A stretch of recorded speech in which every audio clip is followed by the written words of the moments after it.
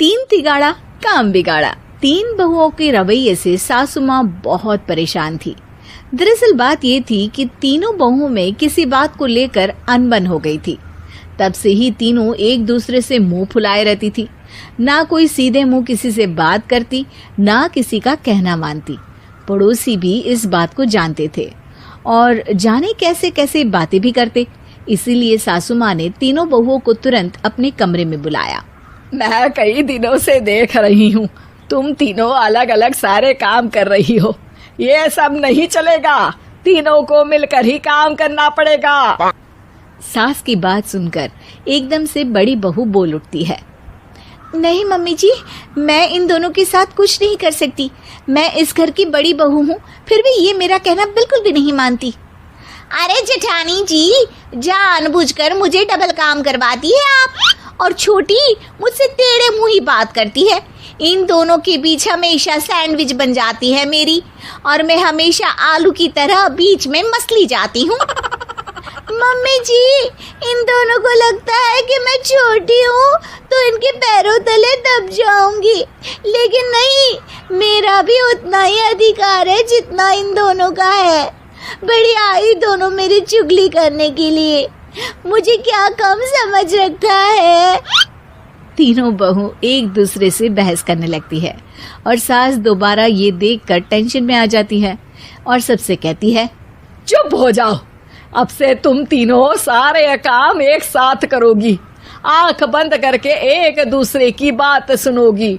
तुम तीनों इस बात को गांठ बांध लो, वरना अगली छुट्टियों में तुम्हारा अपना मायके जाना कैंसिल। सास की बातें सुनकर डर के मारे तीनों हामी भर देती हैं। जी मम्मी जी, मैं समझ गई। हाँ मम्मी जी, जैसा आप कहें, आप जो कहेंगी मैं वही करूंगी। तीनों बहू सास की बात को गांठ बांध लेती है और वादा करती है कि अब से सारे काम वो तीनों एक साथ मिलकर ही करेंगी। ये सब देखकर सास खुश हो जाती है और वहां से चली जाती है। नीचे जाकर वो देखती है कि घर में शर्मा जी आए हुए होते हैं।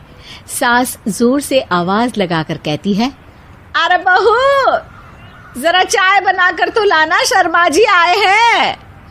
सास की बात सुनकर तीनों बहू तुरंत किचन की ओर भागती है और चाय बनाना शुरू कर देती है। मुझे तो एकदम मसाले वाली कड़क चाय पसंद है, तो हम शर्मा जी के लिए मसाले वाली चाय ही बनाएंगे। अरे नहीं दीदी, गर्मी के मौसम में मसाला चाय कौन पीता है?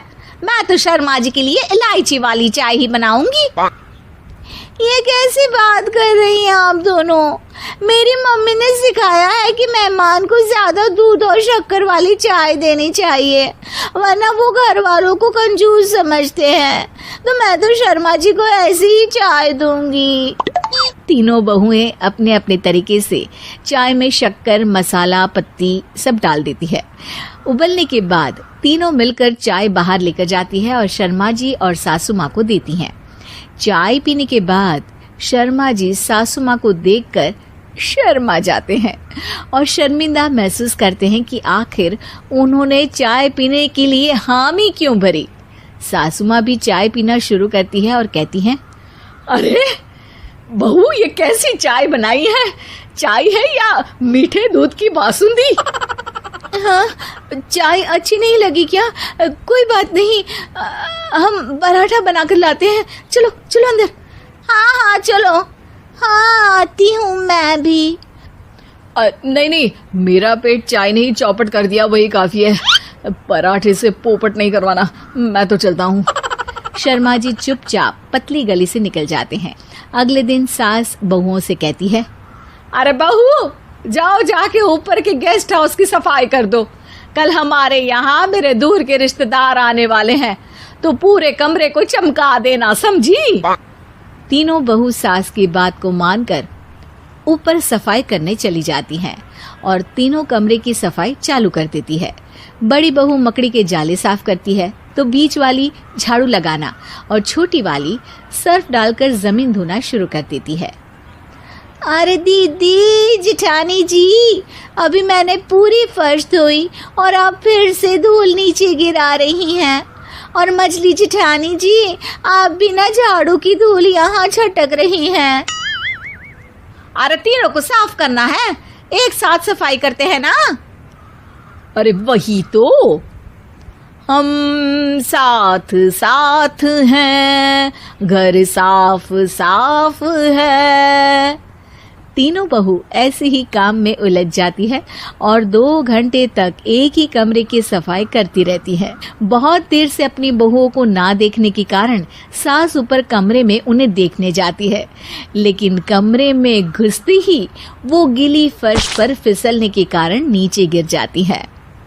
ओरी मोरी मैया, हड्डी मरोड़ के रख दी। आए मेरी तो कमर ही टूट गई रे। तीनों बहुएं सास को उठाती हैं और बिस्तर पर सुला देती है। अरे मेरे हाथ पैर दर्द कर रहे हैं, दबा दो आराम मिलेगा। हाँ जी माँ जी। अरे जी माँ जी माँ जी।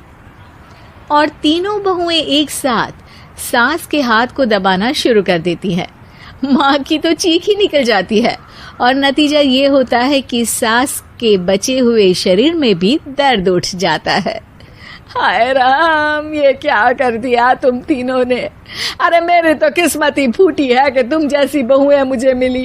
हे भगवान, पूरे शरीर में दर्द बढ़ गया है। अब तो पता नहीं कि चल भी पाऊंगी या नहीं। माफ करो, मुझे गलती हो गई मुझसे कि तुम तीनों को एक साथ काम करने के लिए बोला। सोचा था तीनों मिलके अच्छे से काम करेगी, लेकिन बड़े बुजुर्ग सही कहते थे कि 3 तिगाड़ा काम बिगाड़ा। तुम लोगों ने ये बात ना आज साबित करके दिखा दी। तुम